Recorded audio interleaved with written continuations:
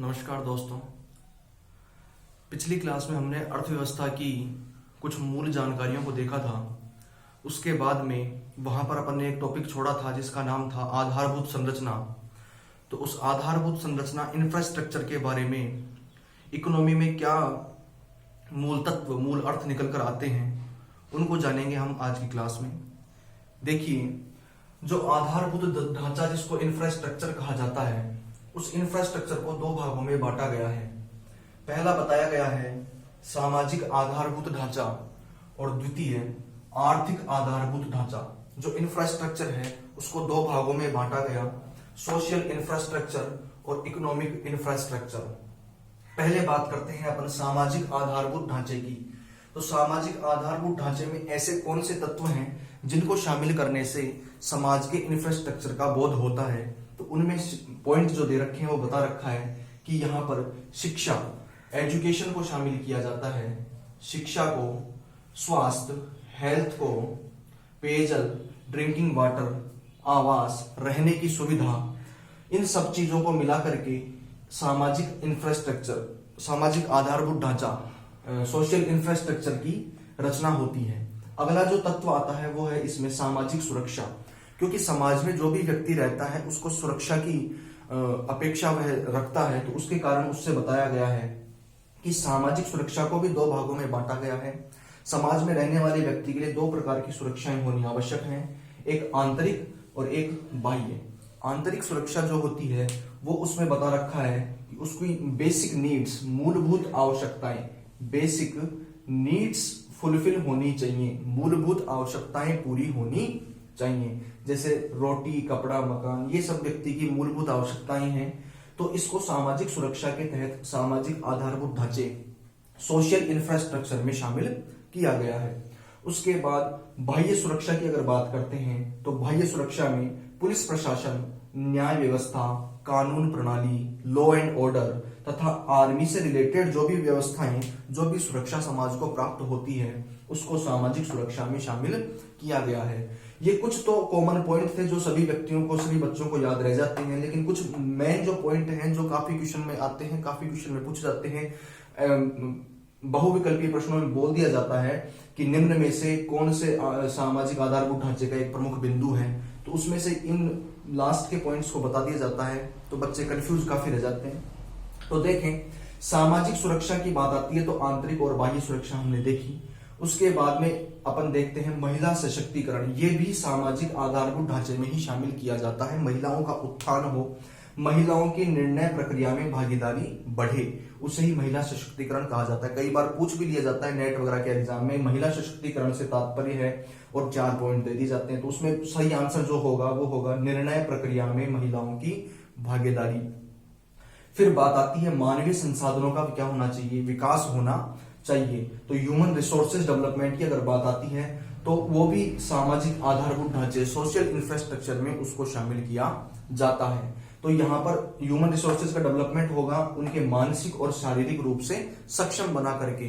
किसी भी जो आपकी ह्यूमन रिसोर्सेज है, ह्यूमन मैन पावर है, उसको मानसिक और शारीरिक रूप से सक्षम बना करके आप अपने संसाधनों का विकास कर सकते हैं। तो इस प्रकार से ये कुछ तो सामान्य बिंदु थे जो व्यक्ति जो याद रह जाते हैं, शिक्षा, स्वास्थ्य, पेयजल, आवास। लेकिन जो मुख्य बिंदु है वो है सामाजिक सुरक्षा, महिला सशक्तिकरण और मानवीय संसाधनों का विकास। ये सामाजिक आधारभूत ढांचे के तहत आने वाले तत्व, बिंदु या उनकी विशेषताएं हो सकती हैं। तो इनको ध्यान से पढ़ें, काफी क्वेश्चन इससे बनते हैं। उसके बाद बात करते हैं अपन आर्थिक आधारभूत ढांचा, जो हमारी अर्थव्यवस्था को प्रभावित करता है। तो आर्थिक आधारभूत ढांचा, इकोनॉमिक इंफ्रास्ट्रक्चर में कौन से तत्व शामिल होंगे। तो प्रारंभ से ही करते हैं जहां पर अपना, क्योंकि अपन ने एक चीज और पढ़नी है, अर्थव्यवस्था के क्षेत्र, अर्थव्यवस्था के क्षेत्र। एक बिंदु और आता है अपना अर्थव्यवस्था के क्षेत्र। तो अर्थव्यवस्था के क्षेत्रों को भी मुख्यतः 3 भागों में बांटा गया है। तो 3 भाग कौन से हैं उनका अध्ययन भी अपन अभी करेंगे। तो उसी के आधार पर अपन यहाँ पर बता रहे हैं कि आर्थिक आधारभूत ढांचा, इकोनॉमिक इंफ्रास्ट्रक्चर में कौन कौन से बिंदुओं को शामिल किया जाता है। तो पहला बता रखा है कृषि एवं सिंचाई, कि साहब कृषि व्यवस्था में तकनीक उन्नत हो, सिंचाई की पर्याप्त सुविधा हो, तो वह आर्थिक आधारभूत ढांचे को प्रभावित करेगी या उसी का तत्व माना जाएगा। परिवहन एवं सड़क, कि परिवहन व्यवस्था सही हो, सुचारू हो, तो आपको व्यवसायीकरण में बढ़ावा मिलता है। बीमा एवं बैंकिंग तंत्र हमारा सुदृढ़ होना चाहिए। इंश्योरेंस सेक्टर हमारा उन्नत होना चाहिए। पर्यटन तथा उद्योग, संचार एवं टेलीफोन बहुत ही महत्वपूर्ण है। जैसा कि आज के परिदृश्य को देखते हुए संचार एवं टेलीफोन, गरीबी और बेरोजगारी, इसका अध्ययन या इसको शामिल किया गया है आर्थिक आधारभूत ढांचे में। आय की असमानता, क्योंकि आपने जब अपन नेशनल इनकम को पढ़ेंगे तो वहां पे आय की असमानता को व्यक्त किया गया है कि प्रति व्यक्ति आय सबकी बराबर नहीं, सभी व्यक्तियों की आय बराबर नहीं होती है। गरीब तबका और अमीर वर्ग दो भागों में विभाजित किया गया है। इसीलिए गरीबी और बेरोजगारी के साथ ही एक बिंदु बनाया गया है यहाँ पर आय की असमानता। और उसके बाद में जो क्षेत्र आता है वो है विद्युत या ऊर्जा क्षेत्र। तो इन सब क्षेत्रों को मिला करके जो बनती है वो बनती है इकोनॉमिक इंफ्रास्ट्रक्चर। तो पहले अपन ने देखा था सोशल इंफ्रास्ट्रक्चर, अब अपन ने देखा इकोनॉमिक इंफ्रास्ट्रक्चर। तो इकोनॉमिक इंफ्रास्ट्रक्चर के कौन कौन से तत्व हैं उनको याद रखें, ध्यान रखें, क्योंकि काफी बार क्वेश्चन आ जाता है, पता नहीं रहता है किसको किसमें शामिल करना है। तो सामाजिक आधारभूत ढांचे के अलग बिंदु हैं, आर्थिक आधारभूत ढांचे के अलग बिंदु हैं। तो याद रखें, कृषि, सिंचाई, परिवहन, सड़क, बीमा, बैंकिंग, पर्यटन, उद्योग, संचार, टेलीफोन, गरीबी, बेरोजगारी, आय की असमानता और विद्युत या ऊर्जा, ये क्षेत्र आर्थिक क्षेत्र से रिलेटेड है, इसलिए आर्थिक आधारभूत ढांचा इकोनॉमिक इंफ्रास्ट्रक्चर में शामिल किया गया। और शिक्षा, स्वास्थ्य, पेयजल, आवास, सामाजिक सुरक्षा, आंतरिक हो चाहे बाह्य हो, बाह्य में पुलिस प्रशासन, न्याय व्यवस्था और आर्मी, आंतरिक में बेसिक नीड्स होती हैं, महिला सशक्तिकरण, मानवीय संसाधनों का विकास और किस प्रकार से मानसिक व शारीरिक रूप से सक्षम बनाकर, इन सबको सामाजिक आधारभूत ढांचा सोशल इंफ्रास्ट्रक्चर में शामिल किया गया है। यहाँ पर अपन ने सबसे पहले एक शब्द आया था कृषि। तो कृषि से मेरे दिमाग में एक बात उत्पन्न हुई और मैंने आपको एक पॉइंट बताया अर्थव्यवस्था के क्षेत्र। तो ध्यान रखें, अर्थव्यवस्था को 3 क्षेत्रों में बांटा गया है। पहला बोला गया है प्राथमिक क्षेत्र, प्राइमरी सेक्टर। दूसरा बोला गया है द्वितीयक क्षेत्र, सेकेंडरी सेक्टर। और तीसरा बोला गया है तृतीयक क्षेत्र, ट्राइशरी सेक्टर। 3 सेक्टर बताए गए, प्राइमरी, सेकेंडरी एंड ट्राइशरी। जो प्राथमिक क्षेत्र होता है उसमें कृषि एवं पशुपालन को शामिल किया गया है। कृषि एवं पशुपालन को शामिल किया गया। जो प्राथमिक क्रियाएं व्यक्ति द्वारा की जाती हैं आजीविका को चलाने के लिए, उन सबको प्राथमिक क्षेत्र में शामिल किया गया।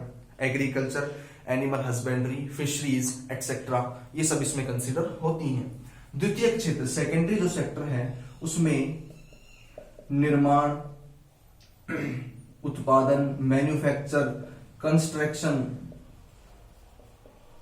प्रोडक्शन और मैन्युफैक्चरिंग, इनको शामिल किया गया है। द्वितीय क्षेत्र में आते हैं निर्माण कार्य, उद्योग को भी इसी में शामिल किया गया है, उद्योग, उत्पादन।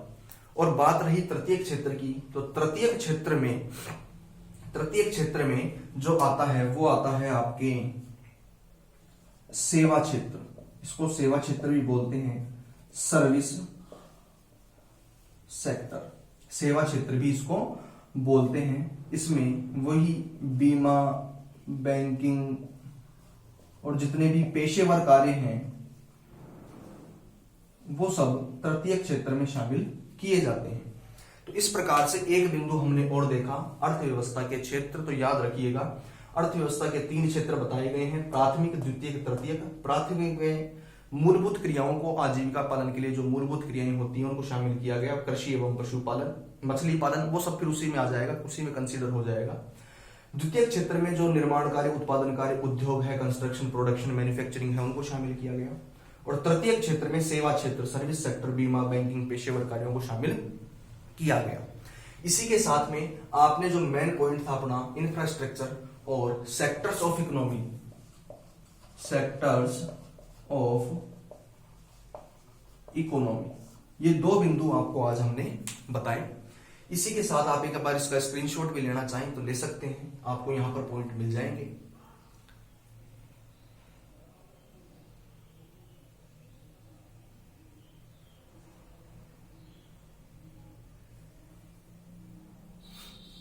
जी, यहाँ तक 2 बिंदु अपन ने देखे। अब जो नेक्स्ट वीडियो अपना नेक्स्ट क्लास जो होगी या जो बनाएंगे वीडियो, उसमें अपन देखेंगे अर्थशास्त्र की उत्पत्ति।